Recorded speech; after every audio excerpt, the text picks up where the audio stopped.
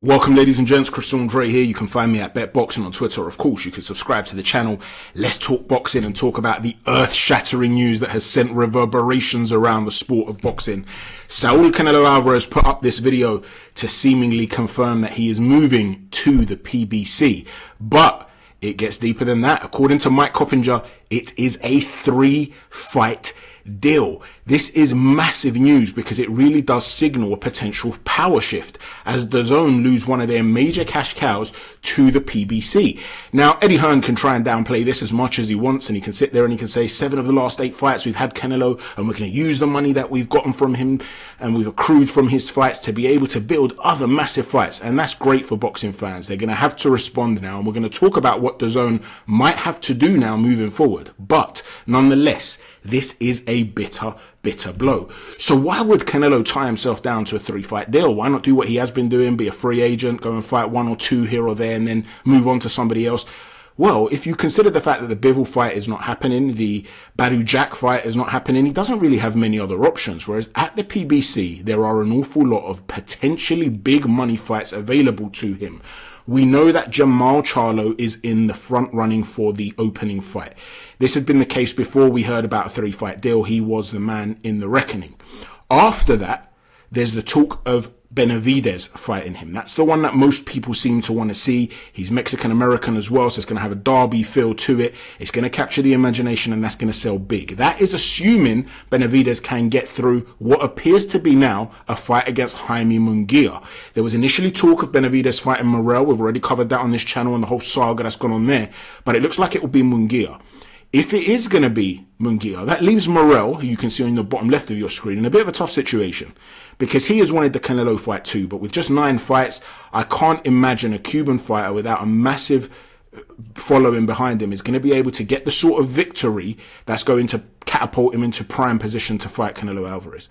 That then leaves another 2 potential fighters, in my opinion, for the 3rd fight. One of them is, of course, Demetrius Andrade, a guy that Canelo Alvarez has been accused of ducking in the past. And I do feel that Andrade was avoided at one point in his career, but I also don't feel like he's helped himself. He did pull out of that Charlo fight last minute. We also saw him not take the Zach Parker fight. He pulled out of that when he could have taken that fight. If he'd won the fight, he then puts himself in pole position to fight Canelo Alvarez. John Ryder stepped up instead, and he's the one that got the shot. So he hasn't helped himself, but they've got that bit of a history or a horrible fighter and all of that. That could be the way they go. But what I suspect is that the 3rd fight will be against Errol Spence.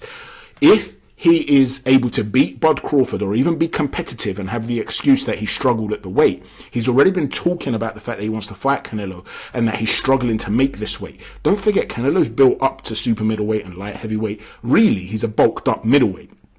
And Errol Spence is a boiled down massive welterweight. So there isn't really a massive natural size difference between the 2 guys. It's certainly a fight that you could end up seeing, and it would be another big money fight.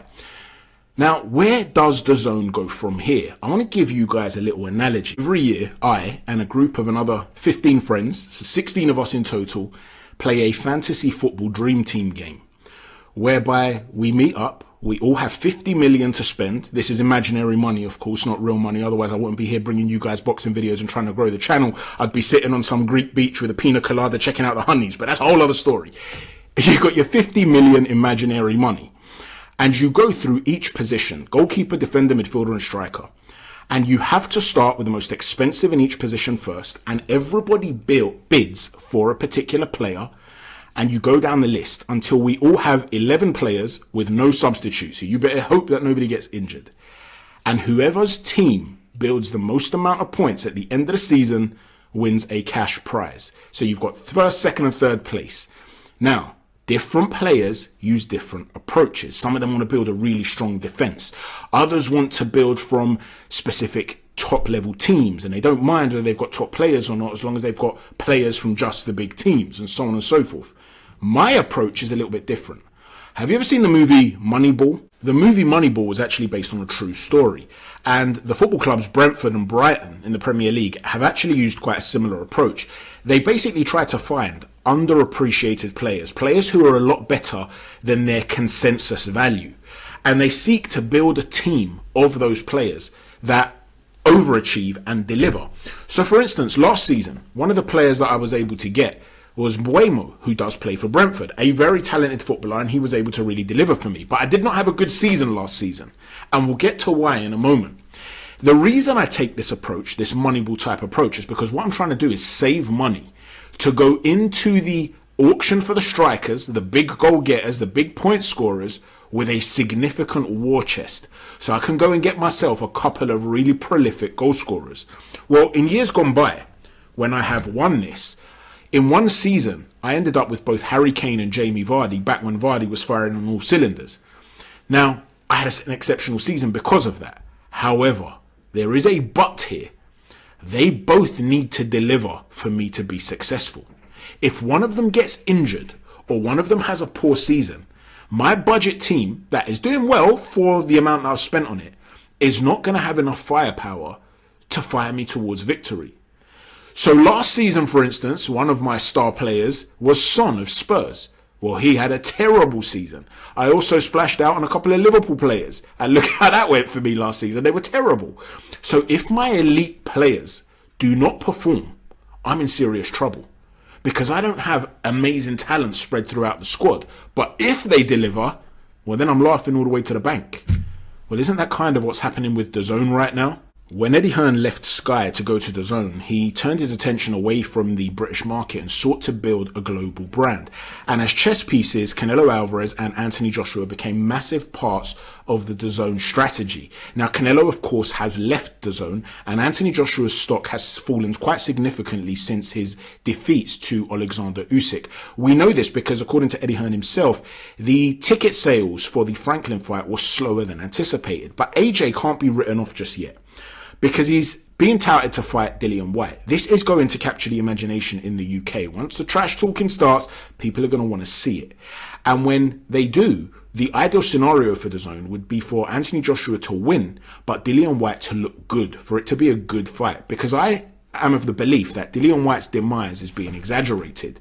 Yeah, I know a lot of people are talking about the fact that he can be hurt and Povetkin stopped him, Fury stopped him, Franklin rocked him. But if you look back into the history of Dillian Whyte, he's always been susceptible to being hurt. Rivas dropped him, Chisora hurt him, Parker dropped him, AJ stopped him. So it's not like this was an iron-chinned guy who's suddenly become chinny. His defense, in my opinion, was very good against Jermaine Franklin. I felt he won the fight 8 rounds to 4. He was catching a lot of shots on the elbows, the shoulders, the forearms, the biceps. If he's able to give a good account of himself against Anthony Joshua, make no mistake, there will be domestic fights that will capture the imagination here in the UK that you could put Dillian Whyte in. So both of these guys going into December could end up revitalizing themselves in terms of their reputations. Now, if AJ then goes on to beat Deontay Wilder, well, guess what? The cash cow has been resuscitated and he's back in the game, and Dazn have another massive player in the game. But it's also possible that this goes terribly wrong. If AJ batters Dillian Whyte, who does look washed, and then AJ goes and gets knocked out against Deontay Wilder, things are going to look really bad for Dazn after December. So what are they going to do about this? Let's talk about some of the strategies they might seek to employ. First and foremost, Jake Paul could potentially be a massive commercial aspect for Dazn and Matchroom. I understand a lot of people talk about the fact that he's not really a boxer. I get all that. But there is a difference between being a brilliant fighter and being a commercial asset. Okay, there are some fantastic fighters that have not been fantastic assets for Dazn commercially speaking. For instance, Daniil Yelutsinov, such a talented welterweight, Olympic gold medalist, such a good technical boxer. Quite frankly, he has the skill set that could make him a serious player in the welterweight division. People always talk about Virgil Ortiz and Conor Benn and Jerome Boots Ennis to challenge Bud Crawford and Errol Spence. Whoever talks about Yelutsinov anymore? They don't. You know why? Because he was released by Matchroom. He was then begging the PBC. He was begging Top Rank. He was begging people, give me a contract. But because he's not considered an exciting fighter, and because he's Kazakh and he's not going to have a fan base behind him, the guy is retire from the sport of boxing because he cannot get himself fights. This is a superb technical boxer. So it's not about the ability. It's about the commercial element too. And Jake Paul will offer that. So I've got a feeling you're going to start seeing more misfits fights become a bigger part of Dazn's arsenal. In addition to that, I think they're going to place more emphasis on the women's game. You're going to have Baumgardner, Lina Dartu coming up soon. Katie Taylor's going to be fighting Chantel Cameron soon. So there are options there for the women's game to be built up. You've also got a brilliant fight that's been announced between Bam Rodriguez and Sonny Edwards. This, of course, is a boxing hardcore fan's dream. And whilst Bam Rodriguez, being a Mexican-American, could potentially grow to have quite a significant following, the fact of the matter is a lot of casual fans do not buy into smaller guys like flyweights. They just don't. So the maximum ceiling for smaller guys is not going to be massive from a commercial perspective. You've then got domestic prospects that could really be built up. Guys like Dalton Smith, very good fighter, fantastic father of a trainer in Grant Smith. He's got a real big future potentially, but is he ready to really step up and take on the reins commercially for DAZN? You'd have to say at this point, no. Now, Virgil Ortiz is of course a golden boy fighter, but from the perspective of DAZN rather than Matchroom, he could be massive for them. But when it comes to Virgil Ortiz, he has had these problems, hasn't he, with his health. Now, I know a lot of you are quite conspiratorial about what has caused this and stuff like that. We'll leave that to the side and we'll just focus on the fact that he has struggled to make weight. Let's put it that way. He's had some issues. Who knows how durable he is going to be to the body, and he's certainly going to be tested against Stanionis. If he can come through that and can continue knocking guys out, he's a potential massive player for DAZN in the future, but there is question marks like we've said. You've then got the chosen one, Edgar Balaga. He's in action this weekend against Jason Quigley. He used to smash everyone up in the first round, right? Then he came up against some resistance. He got dropped, and since then he hasn't quite been the same. He hasn't had that same fire. It's almost as though he's been put in check and now he has to sit there and rebuild. And defensively, there are question marks about Balaga. So is he really the one? I know Puerto Rico are looking for stars and they want that next Miguel Cotto. I'm not so sure it's going to be Balaga, but at least in New York with the Puerto Rican crowd, if they can match him correctly, he can bring a thing or two. But is he going to be elite? I'm not so sure. In terms of the two guys, therefore, that I think are really going to be stars moving forward, one of them is Conor Benn. I know you guys are not going to like me saying this. He should be banned. He should be this. There have been a lot of top fighters that have failed PED tests, and they've become stars after that. The fact of the matter is, Conor Benn is a ferocious fighter that brings a very exciting style. He carries the Benn name, and now that he has become not just famous, but infamous, notorious, there's going to be a lot of people out there that are going to be tuning in. Consider some of the biggest commercial stars in recent years. Guys like Adrian Broner, Conor McGregor, Floyd Mayweather. What did they all have in common? They had no problem with being arseholes in the public eye at times, and to make themselves very disliked, and people will often tune in the hope that they lose. And as long as those guys keep winning, they're going to be a lot of people that are going to be willing audiences to see them fight. And Conor Benn is going to return against Chris Eubank Jr. And in my opinion, he needs to play the villain. And if he does that well, he could be somebody that starts to carry the zone moving forward.